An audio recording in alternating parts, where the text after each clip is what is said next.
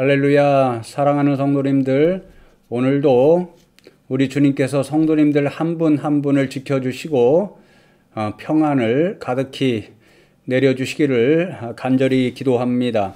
특별히 이제 고난주간과 부활주일이 다가오고 있습니다.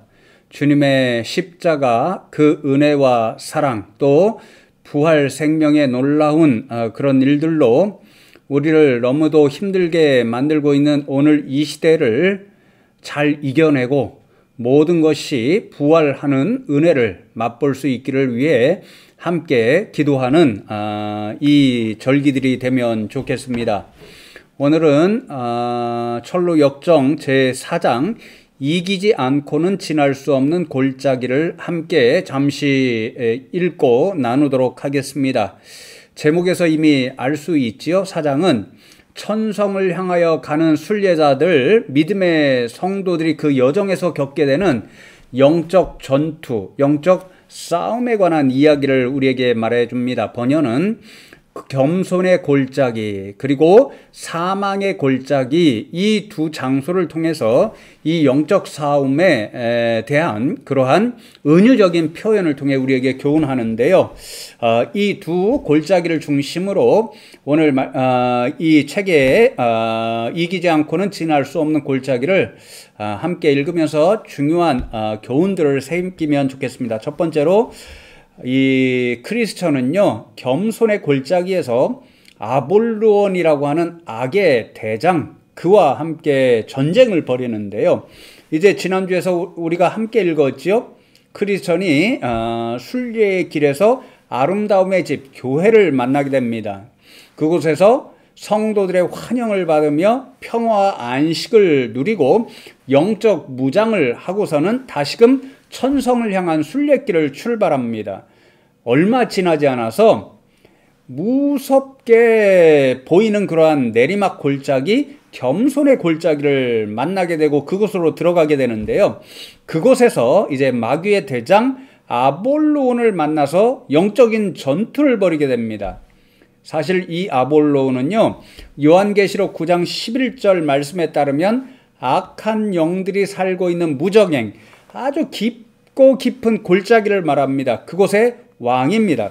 그래서 철로 역정에 보면 아볼로온은 크리스천이 이제 떠나온 멸망의 도시, 하나님의 심판을 받아 사라질 소돔과 고모라와 같은 그 도시의 왕으로 소개합니다. 이 왕이 한때는 자기 백성이었던 크리스천이 자신의 나라를 떠나서 천성으로 간다고 하니까 그게 싫은 거죠. 그래서 어떻게든지 크리스천으로 하여금 천성 가는 길을 포기하게 하고 자신의 나라 멸망의 도시로 돌아가게 하려고 했습니다. 한편으로는 회유하는 거죠. 너는 본래 내 백성이니 다시 내게로 돌아와라. 나의 나라 멸망의 도시로 돌아가라. 그러면 항상 너를 지켜주겠다. 이렇게 회유합니다. 다른 한편으로는 위협하고 협박하죠. 만일 내 말을 안 듣고 내 나라로 돌아가지 않고 계속해서 천성으로 가겠다고 고집하면 너 가만히 두지 않을 거야. 내가 반드시 죽일 거야. 그렇게 협박합니다. 이런 아볼로온의 해유책과 또 협박책이 크리스천에게 통하지 않습니다. 크리스천은 선언하죠. 나는 이제부터는 너에게 충성하지 않아. 이제 천성의 주인, 하늘나라 시온산의 주인이신 하나님께만 충성할 거야. 그분에게 영광을 올려드릴 거야. 그분이 주실 영광을 소망하면서 난 끝까지 천성에 갈 거야. 이렇게 이야기합니다. 그러니까 아볼로온이 화가 나서 온갖 무기로 공격을 하기 시작합니다. 다행스럽게도 교회, 아름다움의 집에서 영적인 무장을 해서 이 크리스천이 아볼로온의 갖가지 공격을 막아보지만 힘 차이가 너무도 납니다. 이제 마지막에 이 아볼로온의 최후 일격을 받으면 정말 끝장날 판인데, 그때 하나님께서 도와주셔서 그 공격을 피하고 이 크리스천이 이렇게 외칩니다. 로마서 8장 37절이죠. 이 모든 일에 우리를 사랑하시는 이로 말미암아 우리가 넉넉히 이기느니라. 이 말씀을 선포하면서 아볼로온은 깊숙이 검을 찌르게 되고 아볼론이 패하여서 도망가게 됩니다. 승리한 크리스천은 하나님 앞에 이렇게 찬양합니다. 사자의 입에서 나를 구해내시고 아볼루온을 무찌르게 도와주신 하나님께 감사를 드립니다.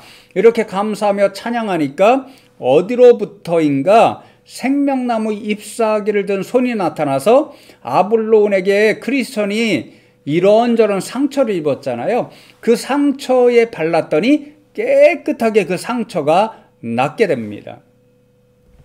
겸손의 골짜기의 이 영적 싸움을 통해서 번연은 적어도 3가지를 우리에게 기억하도록 교훈하는데요. 첫째로, 성도들은 천성을 향하여 가는 이 세상 순례길에서 항상 영적인 싸움을 만날 수 있다는 것을 기억하라는 것입니다. 그러나 그 싸움에 절대로 져서는 안 되고 반드시 승리해야 한다는 사실입니다. 두 번째로는 그 영적 전투에서 승리하는 최우선적인 비결이 무엇이냐면요, 하나님의 도우심이 있어야 한다는 거죠. 그래서 우리는 영적 싸움, 영적 전투를 대비하면서 항상 하나님, 제가 이 영적 싸움에서 승리할 수 있도록 도와주십시오, 그렇게 간구하는 기도로 나가야 됩니다. 그래서 세 번째로, 영적인 싸움을 하는 성도들은요 항상 겸손해야 됩니다. 내가 싸워 이길 수 있어, 나 혼자로도 충분해, 이렇게 교만한 인생은 결단코 아볼루온과 같은 악한 세력과의 영적 싸움에서 승리할 수가 없습니다. 겸손히 하나님이 도와주셔야 내가 이길 수 있고 승리할 수 있어, 이런 믿음으로 하나님의 도우심을 구하는 겸손한 성도들이 마침내 승리한다는 것 우리가 기억하면 좋겠습니다. 두 번째로, 사망의 음침한 골짜기를 크리스천이 지나게 됩니다. 이제 겸손의 골짜기에서 악한 세력의 왕 아볼론과 승리하게 되잖아요. 그런데 곧 이어져서 더 힘든 시편 23편에 나오는 사망의 음침한 골짜기로 들어갑니다. 너무 많은 시험거리가 있어서 참 어려운 곳입니다. 골짜기 자체가 완전히 칠흑같이 어두워서 잘 보이지를 않습니다. 그런데 그 골짜기에 용과 괴물 같은 그런 악한 것들이 가득 차 있습니다. 온갖 무서운 신음소리가 크리스천에게 들려와서 두려움 가운데서 갈 수밖에 없고, 좁은 길을 따라 계속 가야 되는데 자칫하면 그 길에서 벗어나잖아요. 그러면 양쪽에 엄청난 헤어나올 수 없는 그런 구덩이에 빠질 수밖에 없습니다. 이곳의 입구에서 크리스천은 두 남자를 만나게 되는데요. 이들은 크리스천에게 우리가 저쪽에 가봤는데 인간으로서는 갈 수가 없어, 죽을 수밖에 없어, 그러니까 사망의 음침한 골짜기로 가지 말고 우리처럼 되돌아가, 그렇게 이야기합니다. 그러나 크리스천은 자기가 돌아가게 되면 멸망의 도시밖에 없으니까 나는 천성을 향해 갈 거야, 그 굳건한 믿음을 가지고 가게 됩니다. 그리고 마침내 수많은 어려움을 뚫고 골짜기를 통과하게 되는데요. 그 골짜기를 통과할 때 크리스천이 의지한 영적인 무기 2개가 있습니다. 첫 번째로는 모든 기도라는 무기입니다. 사망의 음침한 골짜기에 들어서자마자 사방에서 이제 악한 세력들이 불꽃을 쏘아대며 또 굉장히 무시무시한 소리를 내면서 크리스천을 협박하고 공격을 합니다. 그때에 검을 빼들었던 이 크리스천이요, 검으로는 안 되겠다, 그렇게 판단하고는 검을 칼집에 꽂고는 모든 무기, 에베소서 6장 18절에 나오는 그 기도를 무기로 빼냅니다. 그러고는 여호와여 주께 구하오니 내 영혼을 건지소서, 그렇게 기도하며 그 사망의 음침한 골짜기를 헤쳐나가기 시작하는 거죠. 성도 여러분, 그렇습니다. 조금 전에도 말씀드렸지만요, 우리는 이런 무서운 영적인 싸움에서 우리 힘과 능력으로는 감당하기가 참 어렵습니다. 기도함으로 하나님의 도우심을 받아야 됩니다. 기도함으로 하나님의 능력으로 우리는 싸워나가야 합니다. 그러니 성도 여러분, 영적인 백성들은 항상 기도해야 되고 쉬지 말고 기도해야 되고 깨어서 기도해야 합니다. 그 사실을 잊지 않으시면 좋겠습니다. 두 번째는 하나님의 말씀이라고 하는 무기였습니다. 이제 기도하면서 사망의 음침한 골짜기를 지나는데요, 크리스천에게 온갖 마귀가 와서 귓속말로 막 하나님을 모욕하기 시작합니다.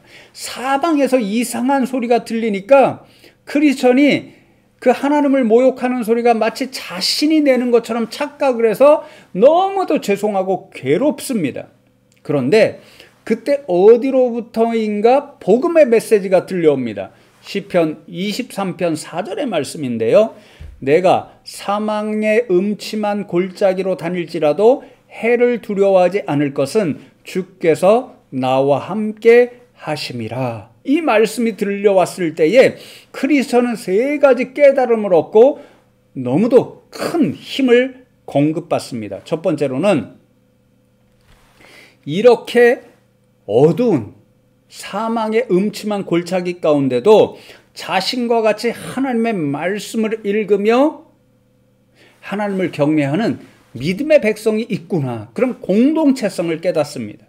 두 번째로는 이 너무도 어려운 골짜기 가운데도 그렇구나, 나와 함께 하시는구나, 하나님이 나와 함께 하시는구나, 그것을 깨닫고 힘을 냅니다. 마지막 세 번째로 이 힘겨운 길을 걸어가다 보면 자신과 같이 천성을 향하여 가는 하나님을 경외하는 믿음의 백성을 만나서 함께 할 수 있다고 하는 희망을 보게 됩니다. 그래서 크리스천은 이 시편 23편의 말씀을 묵상하고 외치면서 걸어갑니다. 그래서 그 말씀의 능력으로 사망의 음침한 골짜기를 벗어나서 환하게 비춰오는 광명한 빛을 보게 되는데요. 그러니 여러분, 우리가 마귀와 대적할 때 가장 강력한 무기는 하나님의 말씀이라는 것을 기억하면 좋겠습니다. 그래서 예수님도 사단에게 시험을 받을 때에 하나님의 말씀으로 물리쳤던 것처럼 우리도 악한 대적을 말씀의 능력으로 물리치는 그런 사람이 되어야 할 것이고, 그래서 우리가 천성을 향하여 가는 영적 순례의 현장, 이 세상에서 우리의 삶의 방향과 지침으로 삼아야 하는 것 역시 하나님의 말씀이 제1순위라는 것을 우리가 기억하면 좋겠습니다. 여러분, 이렇게 사망의 음침한 골짜기를 빠져나와 광명한 빛을 보게 될 때의 마지막 순간에 크리스천이 한 동굴을 보게 됩니다.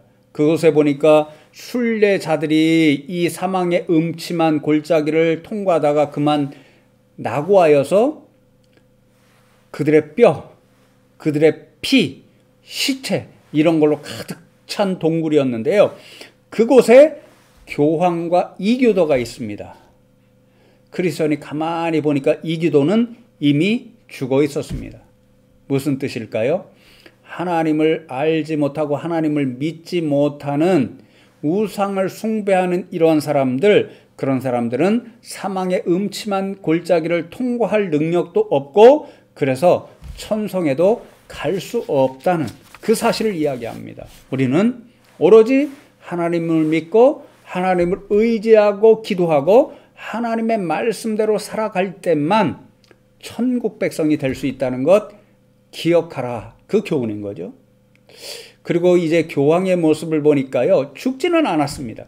완전히 쇠약해져서 꼼짝도 못하는 것입니다. 이 장면을 통해서 번연은 당시 이제 중세교회, 카톨릭 교회의 부패한 모습을 보고 종교개혁자들이 나타났잖아요. 이 존 번연은 종교개혁가, 특별히 칼빈 선생님의 영향을 굉장히 많이 받았거든요. 이러한 은유적인 표현, 상징적인 표현을 통해서 카톨릭 교회의 그런 타락한 모습을 통해서는 세상의 영적인 싸움에서도 승리할 수 없고 천성을 향해 갈 수도 없다는 것을 보여줍니다. 교회가 타락해서 성경에도 나오지 않는 연옥교회를 만들어내고 면죄부를 판매하는 그런 타락한 교회가 되고 말았고, 그 교회를 이끌어가는 지도자가 교황이었잖아요. 그런 교회, 그런 지도자의 모습으로는 교회를 살려낼 수도 없고 천성으로 향하여 가는 이 순례자와 같은 성도님들을 영적으로 훈련할 수도 없고 무장시킬 수도 없다라는 거죠. 그러니 여러분, 우리는 이교도의 모습을 통해서 천성을 향하여 가는 순례자들은 바른 믿음, 바른 신앙, 하나님만 의지하고 하나님의 말씀만 붙잡고 기도하는 그런 신앙을 가져야 한다는 것을 기억해야 되고요. 또 영적으로 우리를 무장시키고 훈련시키는 바른 교회, 그리고 바른 말씀의 지도자, 그것을 위해서 기도해야 한다는 것을 교훈하여 줍니다. 여러분, 오늘 이 번연의 교훈을 잘 기억하여서 이 세상 순례자로서 살아갈 때 경험하게 되고 부닥치게 되는 수많은 영적인 그런 전투에서, 싸움에서 승리하는 그런 믿음의 백성들 다 되시기를 주님의 이름으로 축복합니다.